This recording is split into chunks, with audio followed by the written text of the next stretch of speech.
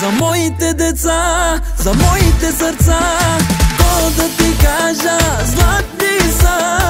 Моята жена, единствена, няма такава на света. За моите деца, за моите сърца, те са ми живота, радостта. Тях ще се боря, те да са добре, за тях ще работя с двете си ръце. На никой не разчитах, за да стигна аз до тука, сам го постигнах.